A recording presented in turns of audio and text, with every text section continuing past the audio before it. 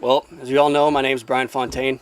Um, Served my country in Iraq twice, and a lot of people always, come up and thank me for my service and thank me for the sacrifice and stuff. But sure, a lot of veterans, both past and present, will just tell you it's just a job to us. It's just it's a calling, is what we do, and we knew that situations getting injured or, God forbid, being killed in combat is just it's part of the job. I mean, in my opinion, it's no different from firefighters or police officers or stuff like that who put their life on the line every day. But when I was first injured and I came home, I had no idea where my life was going to go. I had no idea what was going to happen. I didn't know what kind of benefits I'd get from the government or, from the community, or if I'd just be some poor wretch in a wheelchair for the rest of my life. All I knew was I had no feet. And from day one of coming to Walter Reed and dealing with the great doctors and nurses there and the staff that they have there, I learned very quickly that I was wrong to think any of that stuff. My life has been amazing the past 15 months. It's been a roller coaster ride of disappointments and more infections and more surgeries and, watching old friends go on with their life in the hospital and unfortunately seeing new faces come in. For me, that was one of the hardest things to deal with, is seeing more and more new faces and young kids, both men and women, coming into the hospital. Their bodies torn apart, and they all have that sunken look in their eyes. They don't know what's going on. And I had that same look for a while, and I'd have to say a lot of my color came back into my face, and I started to get a lot better the day John Gonzalez approached me in Washington, D.C. at the Malone House Hotel. I didn't know what to think.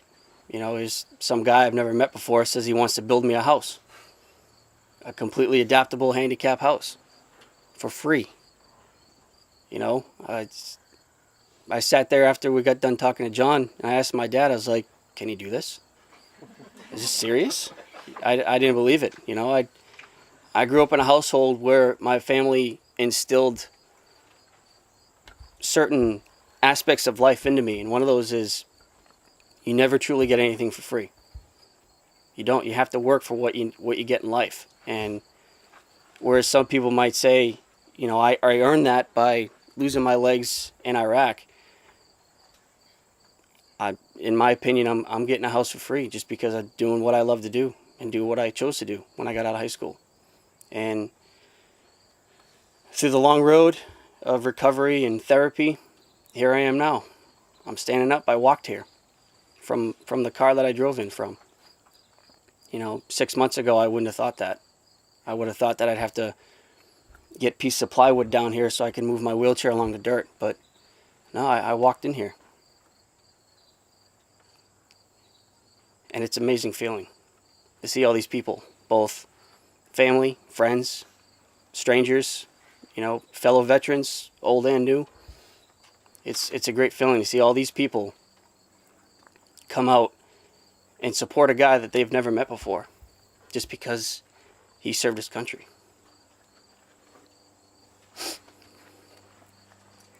And a lot of people now ask me, what am I going to do in my life when I get out of the military?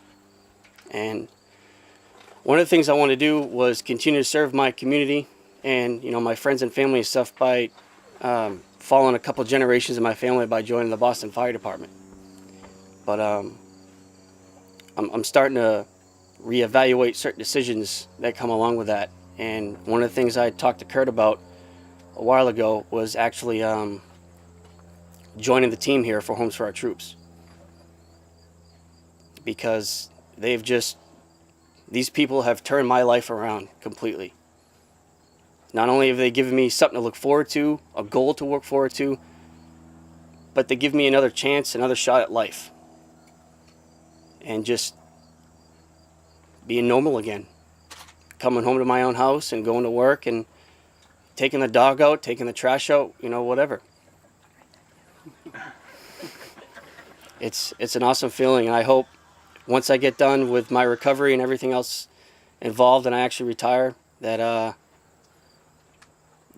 you know, I can get a hold of John Gonzalez and maybe get a part of the team and help other fellow veterans in the same situation as me find the you know, love, compassion, and security that I found through the support of the community. And with that said, I want to thank every single one of you for coming out here today. It really means a lot. It truly does. And my appreciation and gratitude for all that you have done for me is, it cannot be measured in any form or fashion. So thank you.